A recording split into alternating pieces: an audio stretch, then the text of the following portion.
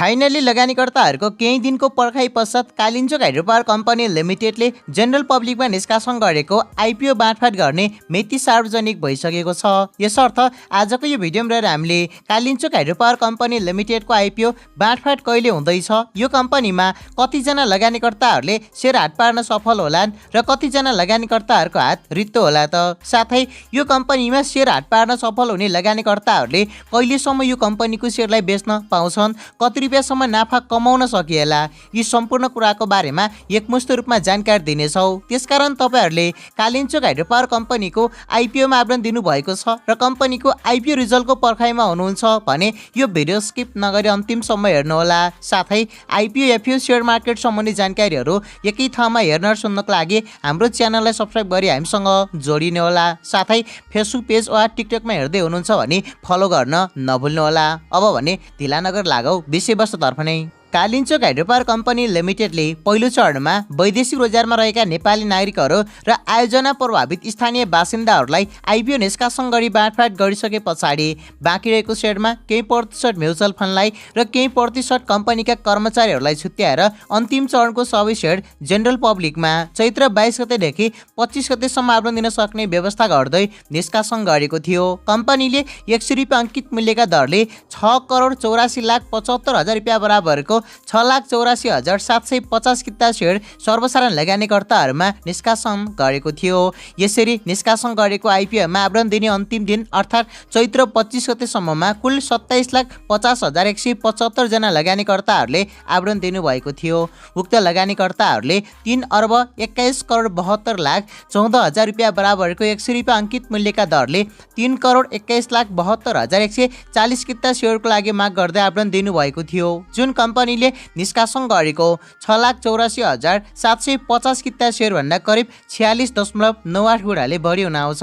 यसरी यो कम्पनीको आइपिओमा मागभन्दा अत्याधिक धेरै आवेदन परेको छ।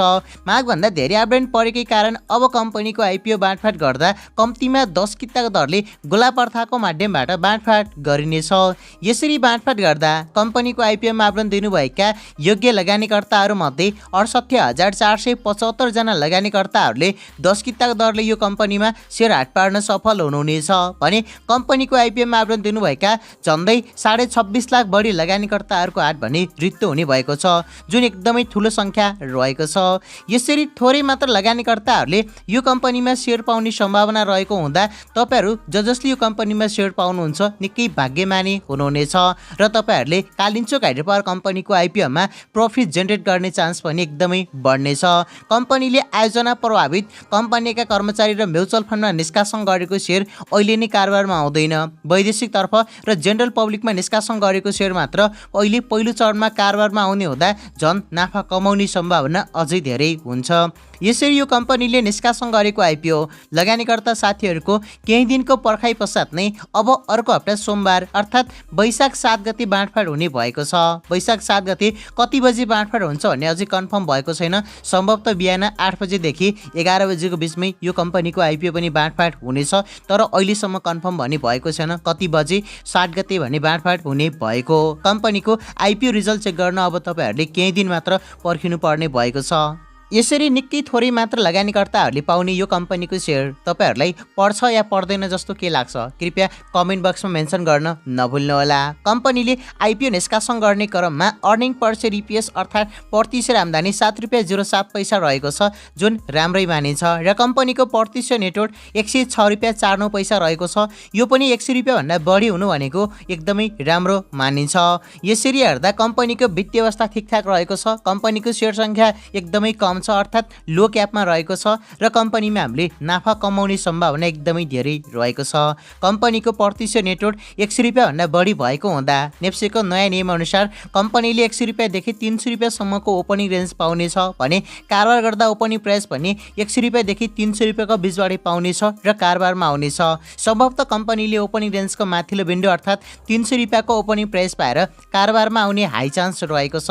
यसरी 300 रुपियाँमा कारोबारमा आयो भने 1000 लगानी गर्ने तपाईहरुको मार्केट भ्यालु पहिलो दिनमै 3000 रुपैयाँ हुनेछ र पहिलो सर्किटमै तपाईहरुको 3500 को आसपासमा मार्केट भ्यालु पुग्नेछ र कम्पनीले मज्जाले 5-6 वटा सर्किट हान्ने सम्भावना एकदमै हाई नै रहेको छ। अहिलेको समयमा आइपिओमा लगानीकर्ताहरुको क्रेज हेर्दा र हाइड्रो पावर कम्पनीहरुको मार्केटमा अहिले एकदमै इन्ट्रेस्टिङ इन्क्रिजमेन्ट देखिएको छ। यसले गर्दा यो कम्पनीमा हामीले राम्रो नाफा मज्जाले कमाउन सकिनेछ। अहिलेको सिनेरियो हेर्दा कालिन्चोक हाइड्रो पावरमा मार्केटमा लिस्टिङ भइसके पछाडि मार्केट नेगेटिभ भएन भने तपाईहरुले मज्जाले 7000 देखि 10000 सम्मको नाफा मज्जाले कमाउन सकिने सम्भावना रहेको छ। सोही अनुसार मार्केटको कन्डिसन बुझेर मात्र तपाईहरुले यो कम्पनीको आइपिओ बेच्ने कि नबेच्ने भनेर डिसाइड गर्नुपर्ने हुन्छ।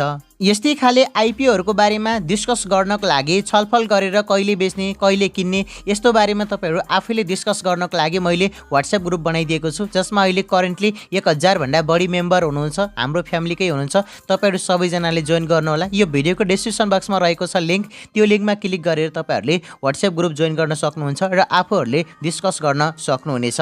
यसरी अब कम्पनीको आइपिओ बाँडफाट भइसक्यो भने नर्मली पनि 15 दिन भन्दा पछाडी कम्पनीको शेयर कारोबारमा आउनु पर्ने हुन्छ, तर नेपालमा प्राय सबै कम्पनीको शेयर 1 महिना भन्दा पछि मात्र कारोबारमा आउँछन्। यसरी हेर्दा यो कम्पनीको शेयर वैशाखको लास्टसम्म या जेठ महिनाको पहिलो हप्तासम्म तपाईहरुको डिमेट एकाउन्टमा आउनेछ। त्यसपछि नेप्सेमा लिस्टिङ भयो भने कारोबारमा आउनेछ। अर्थात् नर्मली हेर्दा हामीले जेठ महिनाको दोस्रो हप्तासम्म कालिन्चोक हाइड्रो पावर कम्पनीको शेयरलाई किनबेच गर्न पाउने देखिन्छ।